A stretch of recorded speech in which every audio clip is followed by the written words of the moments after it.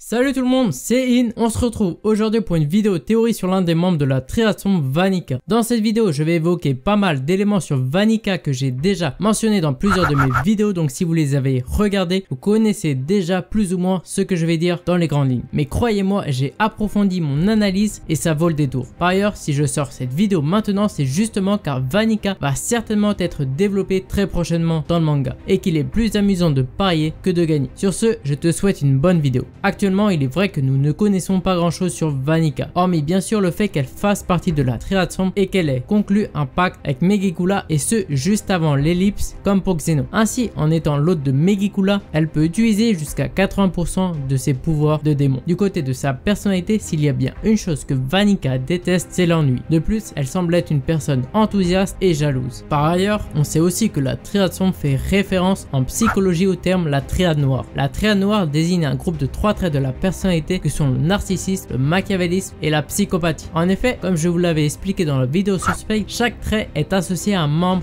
de la triade sombre, et celui de Vanica est bien évidemment le machiavélisme. C'est un trait de personnalité qui est caractérisé par la manipulation et l'exploitation des autres pour son propre intérêt sans se soucier d'aucune morale. Gardez ça bien à l'esprit pour la suite. Contrairement à Dante et Xenon, Vanica n'a pas de marque visible de son pacte conclu avec Megikula. Il y a deux explications possibles à cela. Soit sa marque est sous ses vêtements et j'imagine qu'elle se situe au niveau de son ventre, soit elle n'en a pas. Pourquoi elle n'en aurait pas? Tout simplement car Megikula est présente dans le monde de Black Clover, à l'inverse des démons des deux autres membres de la triade sombre. Un peu comme Asta qui n'a lui aussi pas de marque malgré le fait qu'il soit l'hôte d'un démon. Par ailleurs, il y a aussi une troisième possibilité, c'est que sa marque se cache sous son cache-œil, mais pour moi ce n'est pas le cas et on le verra par la suite. On peut aussi se demander pourquoi Megikula a choisi Vanica comme hôte. Je vois deux hypothèses à cela. Premièrement, on sait que Megikula s'intéresse aux princesses dotées d'un mana exceptionnel. En effet, dans le passé, elle a maudit la princesse de Clover, Ace Silva, et plus récemment la princesse de Earth, Rolopshika. De ce fait, Vanica pourrait alors, elle aussi, appartenir à une famille royale. Si tel est le cas, de quel royaume serait-elle la princesse? Il y a aussi deux possibilités, soit Spade, soit Diamond. Si la réponse est Spade, elle serait alors la sœur ou la demi-sœur de Yuno. De prime abord, ça peut sembler un peu fou, mais pas impossible. Vanica a pu pourquoi pas être victime de désinformation par Dante. En clair, elle n'aurait pas connaissance de son lien avec la maison Glimbelial. La deuxième possibilité serait qu'elle soit la princesse de Diamond, ce qui est ma foi le plus probable, étant donné que ça pourrait expliquer d'une part la guerre entre Spade et Diamond qui a eu lieu et d'autre part le cache-œil de Vanica. En effet, Diamond est réputé pour ses expériences scientifiques et la deuxième raison pour laquelle Megikula a choisi Vanica est son pouvoir. Maintenant, vous l'avez deviné, on va essayer de déterminer quelle est la nature du pouvoir de Vanica. Pour le connaître, allons voir du côté du précédent manga de Tabata, Hungry Joker. Petit aparté en parlant d'Hungry Joker, dites-moi en commentaire si ça vous intéresse que je fasse une vidéo sur ce manga vu qu'il y a pas mal d'éléments que l'on peut transposer à Black Clover et croyez-moi, c'est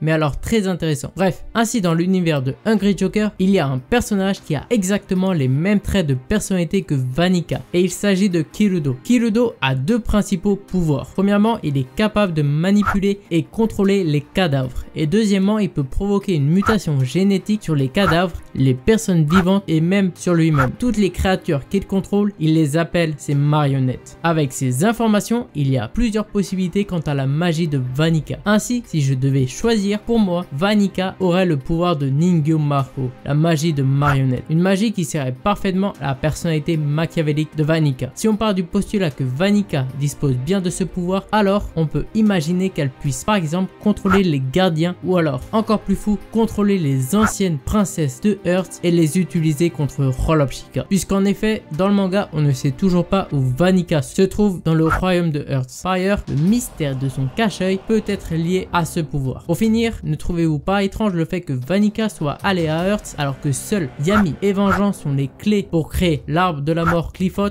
En effet, on sait que tôt ou tard, Megikula renaîtra et cela pourrait se faire non pas au détriment de Vanica, mais bien à celui de Rolopshika. Bien que dans ce contexte, la mort de Vanica n'est pas à exclure, d'après moi, Megikula a choisi spécialement Vanica car elle peut manipuler Rolopshika pour que Megikula la possède.